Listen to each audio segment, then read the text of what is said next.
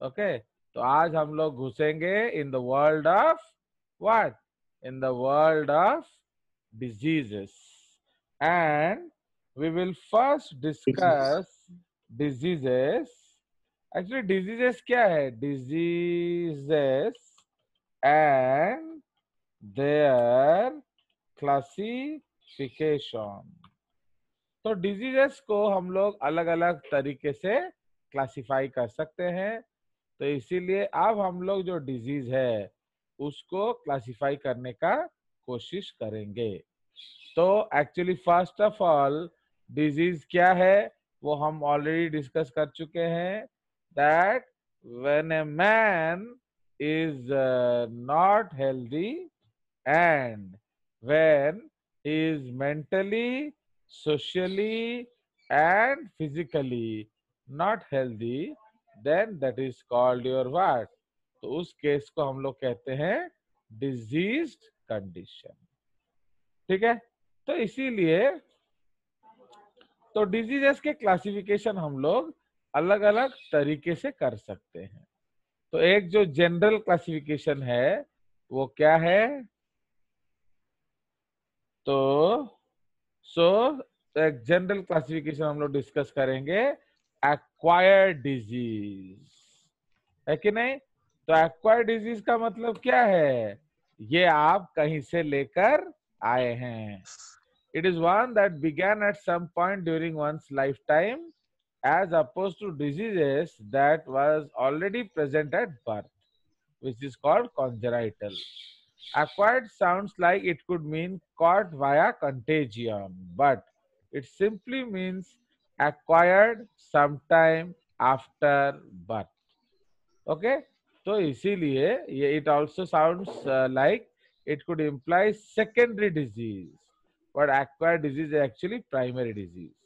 तो primary disease को हम लोग क्यों कहते हैं कि वो पहली ही बार होता है वो। ओके, सेकेंडरी डिजीज का मतलब क्या है, जो दूसरी बार होता है। ये डिजीज पहली ही बार हुआ है बट आफ्टर बर्थ। कुछ डिजीजेस को लेकर आप पैदा होते हैं, so they are called congenital diseases. Okay, तो उसी तरह से acute disease, a disease is one of a short term nature. The term sometimes also connotes a fulminant nature, माने पूरा एकदम धाड़ से एक्ट करेगा। Okay, now chronic diseases. Chronic disease का मतलब क्या है, जो युग युगांतर से आपका चल रहा है। ठीक है, तो युग युगांतर से इसका मतलब क्या है, and it is there in your family. तो डायबिटीज नहीं, not diabetes. Chronic diseases or chronic condition is that persist over time, often characterized as at least 6 months, but may also include illness that are expected to last for entirety of one's natural life. माने कोई बीमारी जो आपको बचपन से है and वो पूरा बुढ़ापे तक खींच रहा है। सर जो अस्थमा जैसा ना, क्या एस्थमा हो सकता है, अगर आप एस्थमा के साथ मैंने अगर बीच में आपको कभी एस्थमा मिला माने छोटो एस्थमा तमरो एंड पर्यंत, सो that is called chronic asthma. Diabetes हो सकता है, that is called chronic diabetes and so on. तापरे कॉन्जेनाइटल डिसऑर्डर मतलब जो आपके बर्थ के साथ आपको मिला, means you are born with this disease. It is often a genetic disease or disorder and can be inherited. It can also be the result of a vertically transmitted infection from mother, such as AIDS. AIDS में क्या होता है, actually AIDS में ये AIDS कोई genetical disorder नहीं है, but since mummy को था बच्चे को भी हो गया, so that is called vertical transmission. उसी तरह से जेनेटिक डिजीजेस, तो जेनेटिक डिजीजेस क्या है, जो आपके जीन्स में कोडेड हैं, तो it is often inherited but some mutations are random and de novo. Okay, often inherited का मतलब क्या है बोलो, सामान्य कौन। सर अगर पेरेंट्स को होगा तो फिर बच्चे को भी। नहीं, और क्लियरली बोलो। सर प्रोबेबल चांसेस ज्यादा हैं। प्रोबेबल चांसेस ज्यादा, हमेशा नहीं है। क्यों नहीं है हमेशा?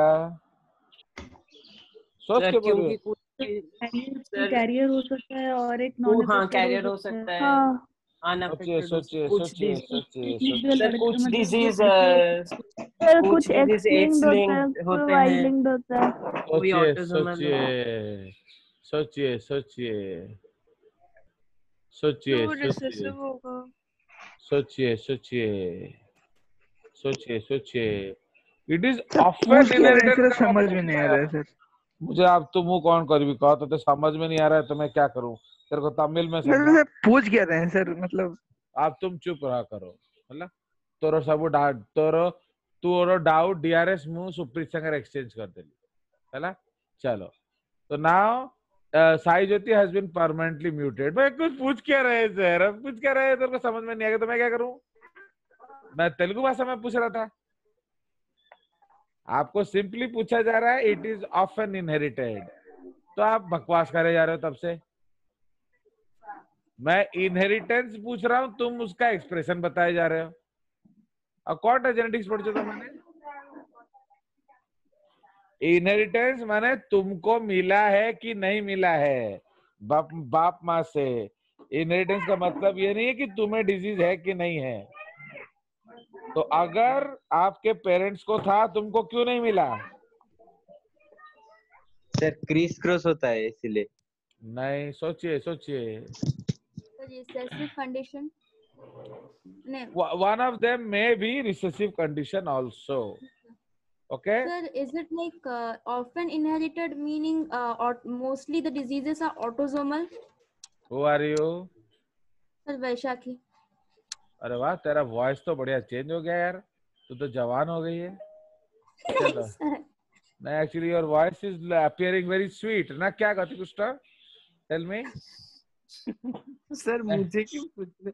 नहीं, because you are a feminist. Okay चलिए। Actually she is right. Is often inherited का मतलब क्या है आप देखिए।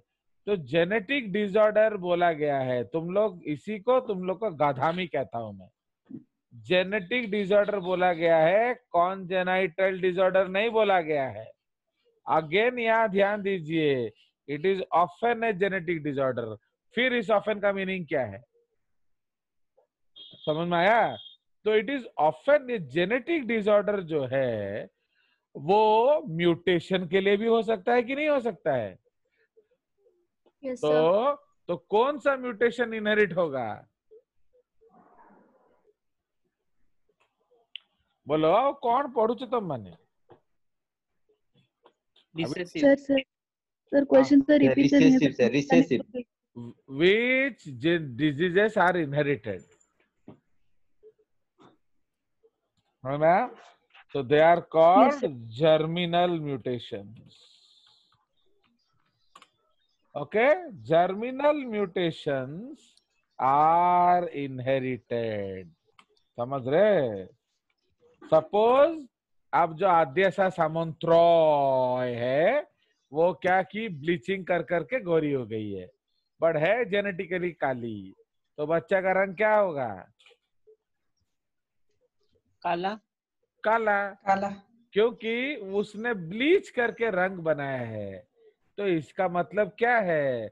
जो एक्वायर कैरेक्टर उसने किया अपने जवानी में वो उसके बच्चे को नहीं मिला। तो why inheritance of acquired character नहीं हुआ? वो जेनेटिक नहीं। बिकॉज वो सोमैटिक क्योंकि सर वो जॉन सेल को एक्सेप्ट जी सर, जो जॉन सेल जीन्स को को अफेक्ट से नहीं करता है। इनकॉर्पोरेटेड नहीं हुआ। तो it is a somatic variation. Understood? Yes. तो germinal mutations are inherited and somatic mutations are not inherited. समझ रहे हो? तो ये आपको याद होना चाहिए, क्योंकि ये कॉन्जेनाइटल नहीं बोल रहा है। वो ये नहीं बोल रहा है कि आपके मम्मी डैडी को था, वो यहां बोल रहा है इधर, बुझला? एठी कहूची कि तम पेरेंट्स को थिला हैला बट एठी कहूनी कि तम पेरेंट्स को थिला। तो इसीलिए कौन सा म्यूटेशन इनहेरिट होगा जो गैमेटिक सेल्स को अफेक्ट करता है। तो germinal mutations are inherited and somatic mutations are not inherited, है कि नहीं? Are not inherited but some mutations are random and de novo.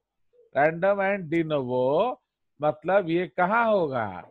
ये आपका सोमैटिक में हो गया। तो इसलिए it may change your expression but it will not change your child's expression. Okay, तो इसीलिए कॉन्जेनाइटल और जेनेटिक आप खुद देख रहे हो कि नहीं, दो अलग अलग क्लासिफिकेशन दिया है। तो हम इसको नंबरिंग कर देते हैं तो आपको पता चलेगा।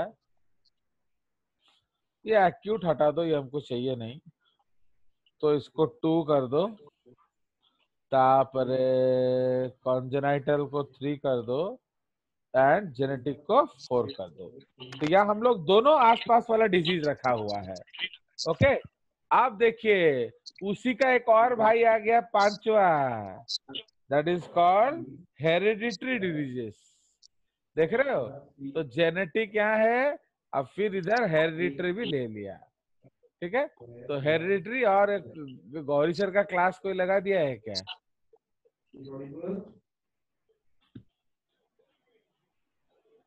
चलो, तो हेरिडिटरी और इनहेरिटेड डिजीज देख लो, एटा जेनेटिक कहि देला, एटी हेरिडिटरी कहि देला। तो hereditary disease is a type of genetic disease caused by mutations that are hereditary। तो समझ में आया? तो एटा होची वंशगत जेनेटिक डिसऑर्डर, ये and can run in families. तो यहां फिर क्यों लगाया कैन? क्यों? तो if recessive it may be eliminated from the family। Okay, तो अगर ये रिसेसिव हुआ तो शायद वो हट भी जाए। Okay, if A recessive it may be eliminated from the family. क्यों? तो सपोज एक बच्चा है, वो स्मॉलेस्ट है, वो हिमीफिलस से मर जाएगा एंड सो ऑन। तो इसलिए it can run in family, इसका और कोई बच्चा होगा नहीं ना, ये तो मर जाएगा या इनएक्टिव हो जाएगा या स्टेराइल हो जाएगा। ठीक है, तो ये सब आपके हेरिडिटरी या इनहेरिटेड डिजीजेस हैं। ठीक है, इसी तरह से और भी क्लासिफिकेशन है हम लोग का। इनक्योरेबल डिजीज जो है वो क्योर नहीं होता। ओके, एंड जो आपका सिंड्रोम्स हैं, तो सिंड्रोम्स क्या होगा बोलो? तो व्हाट इज ए सिंड्रोम? बोलो, जिसमें मोर देन वन सिम्टम दिखाता हो, है कि नहीं? तो इसको हम लोग करेंगे number 6। So syndrome, a syndrome is the association of several medical signs, symptoms or other characteristics that are often occur together, often without known underlying medical cause। Okay, some syndromes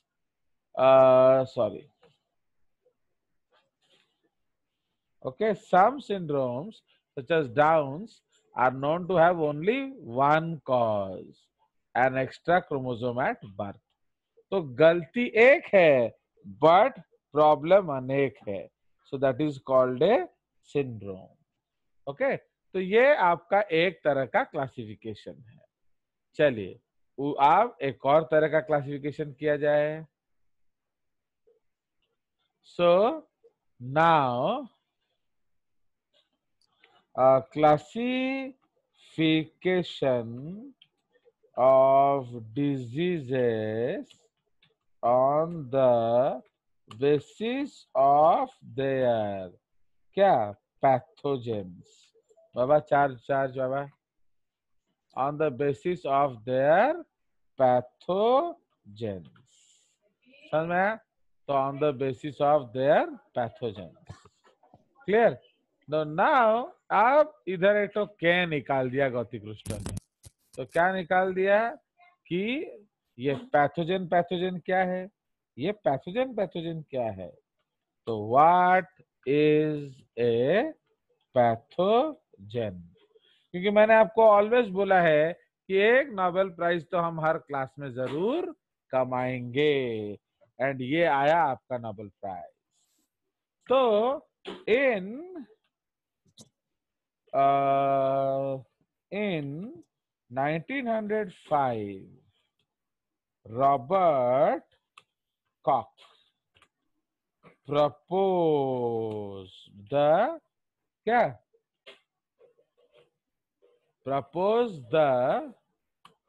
concept of pathogen. Okay, so Robert Koch proposed the concept of pathogen. ठीक है, so now I'll try to show you a screen. तो उसमें देखेंगे तो we will go to as usual हमारा favorite channel कौन सा है, nobelprize.org। चलिए, तो इसीलिए हमारा प्यारा आप सबका न्यारा ओके रॉबर्ट कॉक। ना ये जो रॉबर्ट कॉक को हम लोग अभी ले जाएंगे आपको उनकी दुनिया में। So this is the Nobel Prize in, इसको थोड़ा और डार्क कर लिया जाए। So this is Nobel Prize in physiology and medicine 1905 was awarded to Robert Koch for his investigation and discoveries in relation to TB। ठीक है, तो ये टीबी रिलेटेड आपका उनको इंफॉर्मेशन मिला था। ओके, तो इसको थोड़ा सेव कर लिया जाए। ठीक है ना, आरडीसी उनको 1 by 1 प्राइज मिला है। मैंने सोचो ये कितना यस ये कितना बड़ा डिस्कवरी है कि वो सिर्फ एक आदमी को प्राइज दे दिया। अंडरस्टैंड? तो यार ये फाइन, तो एक ही आदमी को उन्होंने प्राइज दे दिया। So that is the greatness of the nature of work. ठीक है, सो ये उनका एक और क्लोजअप है। So this is the 1905 Nobel Prize. ठीक है, चलिए, सो नाउ रॉबर्ट कॉक, तो उसको हम लोग कहते हैं कॉक्स पोस्टुलेट्स, समझे कि नहीं? तो that is called Koch's, COCH यानी KOCH, Koch postulates. Mummy daddy को भगाओ उधर से। ओके, उनको बोलो आप कृपया यहाँ से दफा हो। Okay, now we will discuss the Koch's postulates. Now Robert Koch जो है तो उन्होंने एक्चुअली कल्चर किया था, he was working on TB. तो फिर उन्होंने बोला कि जो पैथोजन किसको बोला जाए। ओके, तो हु शुड बी माने what should be called a pathogen. So that is what was Robert Koch's basic concept कि what should be a pathogen. Okay, तो उन्होंने 4 क्राइटेरिया रखा था। ओके, तो ही केप्ट 4 क्राइटेरिया। सो क्या क्या क्राइटेरिया थे देखा जाए। सिर्फ स्क्रीन शेयर नहीं किया सर। क्या?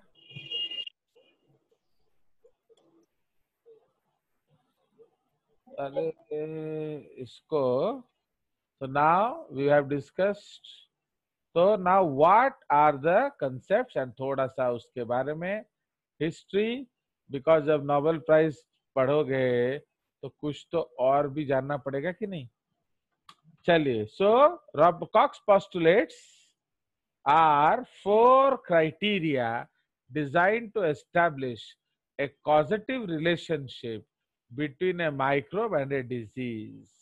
Okay, आप कहते हो कि इसने डिजीज कॉज किया, किस आधार पे वो आपको प्रूफ करना पड़ेगा। So the postulates are formulated by Koch and Frederick Loeffler in 1884 based on earlier concepts described by Jacob Henle and refined and published by Koch in 1890. Koch applied the postulates to describe the etiology of cholera and TB. But ये term याद रखना, okay, बहुत important term है केवीपीआई के लिए, aetiology. But they have been controversially generalized to other diseases. Actually, Koch ने he was not giving the pathogen theory. वो बोल रहे थे ऐसे टीबी होता है, बट लोगों ने उसको जोड़ दिया सबके साथ. ठीक है.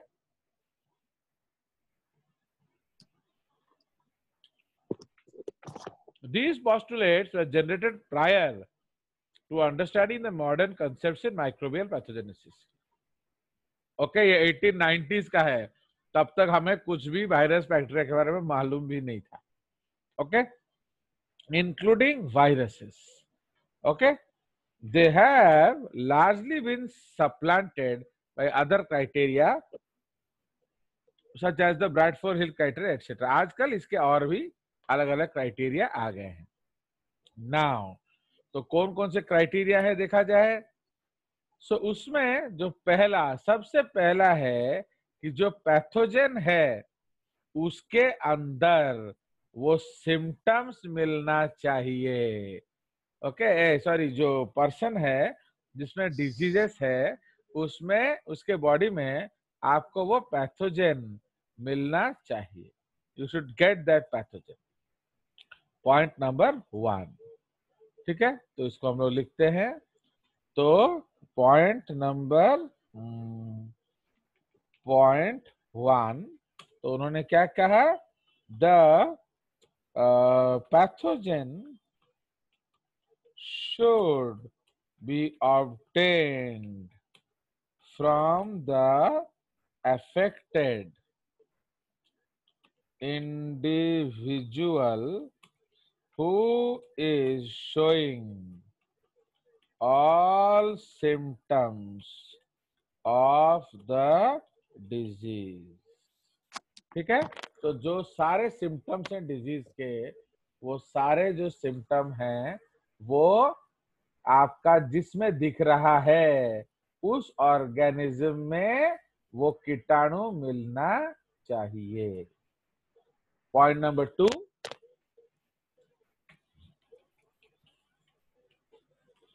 ओके,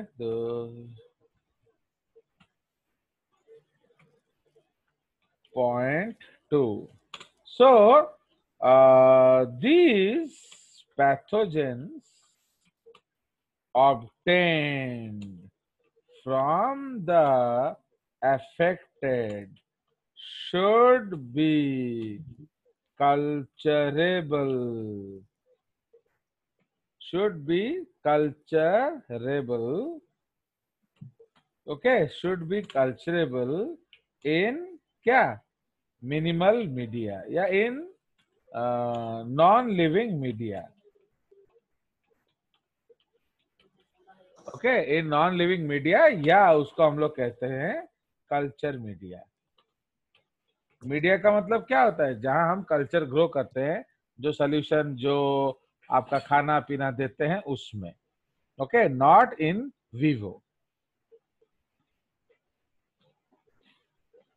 नाउ इसमें प्रॉब्लम क्या आ गया, viruses cannot grow in such media. Okay, तो ये एक तो प्रॉब्लम था with respect to viruses. Okay, point 3. Now अब when the pathogens from the culture develop spores, these should be transferable to a fresh host. Transferable to a fresh, healthy host, and it should cause the same disease and show all the same symptoms. ठीक है, तो जो symptoms आपका उस disease में था, तो ये सारे के सारे सिम्टम्स इसमें भी दिखना चाहिए. Next point, point number 4, the pathogen should be obtained from this new affected individual. Okay, the same pathogen should also be obtained from this new affected individual.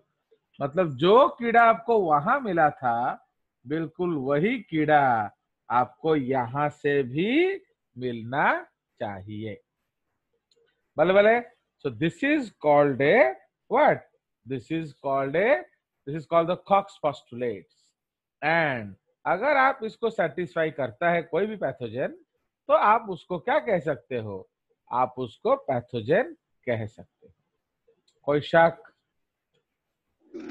बोलिए. जी सर, तो फिर तो सर इसके हिसाब से, पोस्टुलेट के हिसाब से वायरस को हम पैथोजन नहीं बोलेंगे.